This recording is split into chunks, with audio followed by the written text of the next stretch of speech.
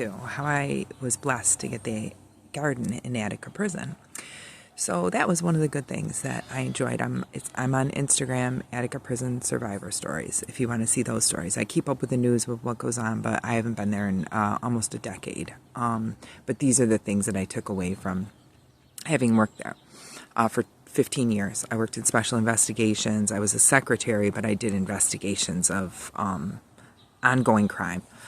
So, not just what they were convicted for, and civil commitments, that was crimes against women and children primarily, essays and things of that nature for civil commitment, which would be a lifetime of commitment after their time had been served for whatever they were convicted of. And I worked with the medical department and on the legal end of just gathering the information and going over the points of the case, stuff like that. Okay, so, and I did a lot of other jobs, but for that part, okay, so, but in that, when I got there, there was a courtyard in the building, and if you look in the building, it's to the right-hand side of the admin building, a little green courtyard. It's by the captain's office, and it was my little garden, but it wasn't mine at first. A guy named Dr. Reza, I don't know what his first name was. He was convicted, and I've done a post on my old one, Attica Prison Stories, about him. So you can look at him.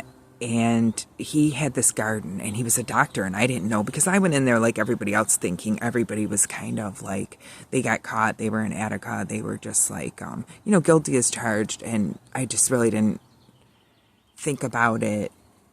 I didn't think they were guilty. I didn't know if everybody was guilty, because I was raised in an Irish Catholic family that people went to jail for just an opinion in Ireland, and much more, but I'm not going to get into that. So I get I'm out there in the garden, I'm talking to Dr. Reza, but he's inmate number, whatever at the time, Reza, we just called him Reza, and, but he's a really nice guy, and not in that, I'm saying to me, I'm going to take over the garden. He's leaving. He's going for medical treatment. He was sick at the time. He had cancer. So he's telling me all the different flowers and what they are and where they go and what I can do with them and stuff. I'm like, wild. I can't believe it. He was a master gardener, and my father was a master gardener, though he didn't have his degrees and stuff like that, but he certainly was.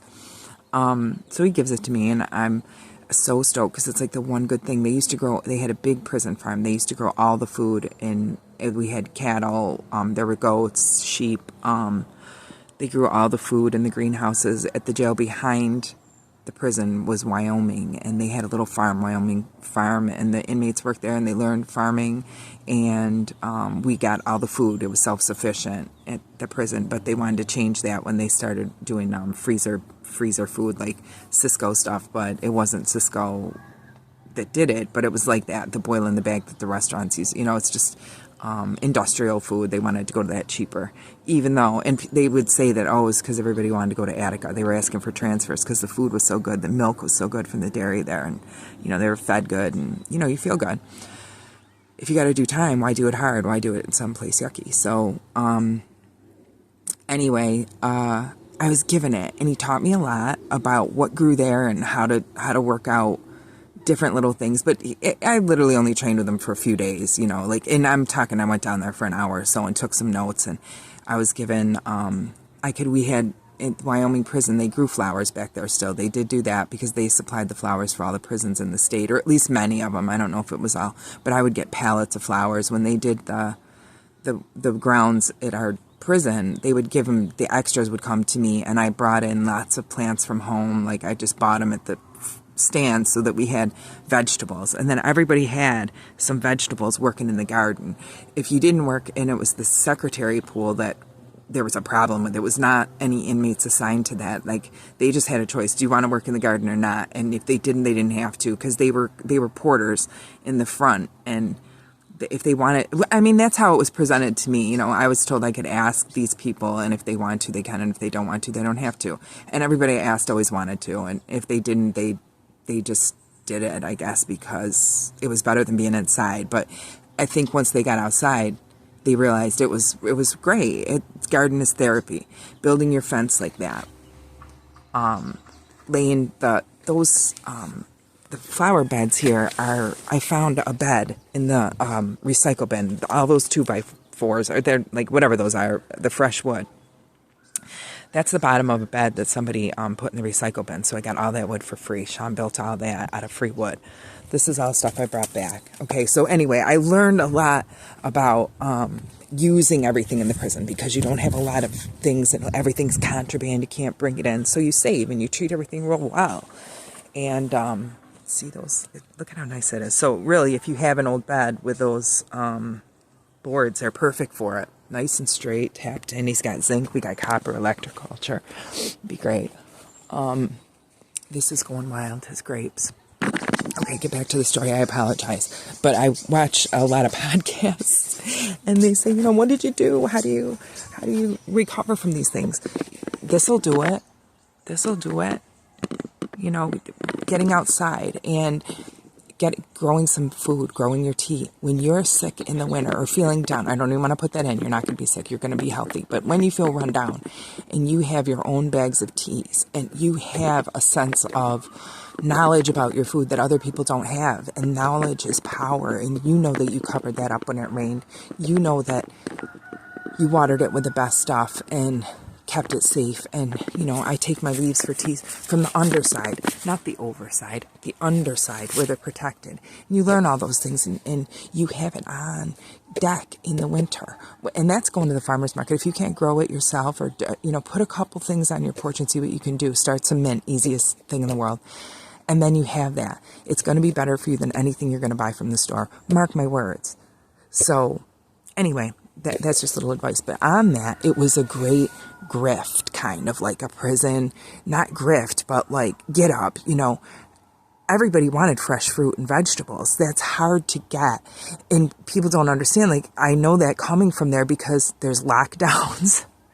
Everything that happened here since 2020, that happened in the prison, and I learned these things and how things went during those times.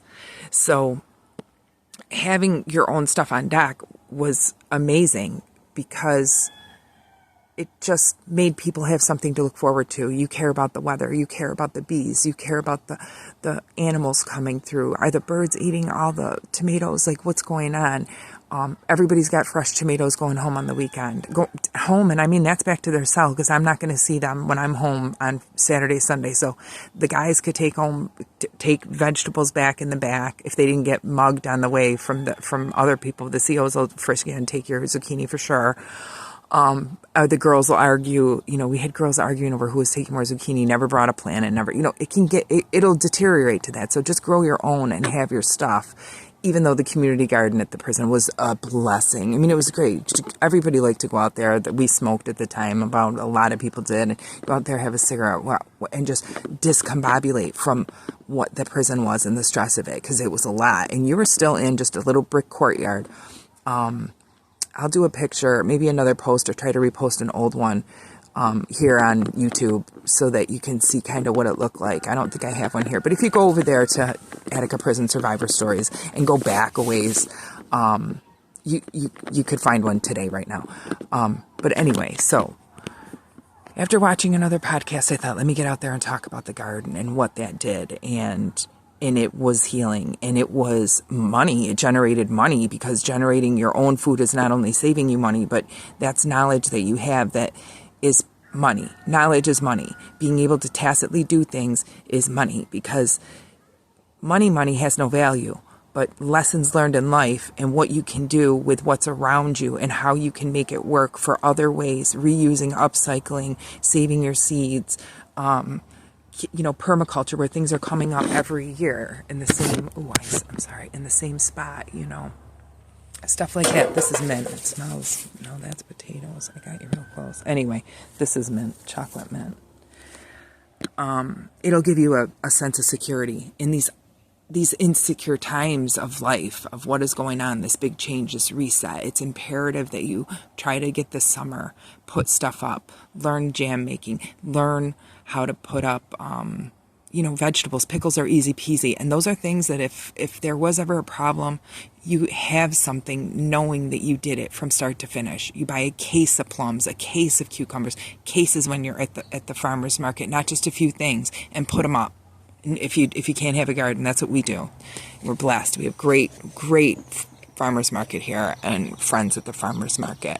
So Independence Original Farmer's Market at the bank is our friends over there. So that'll be it for today. I think that's long enough. You all have a good day. Peace. And, today is Monday Mail Call on Oregon Diecast Racing. That's my husband's channel.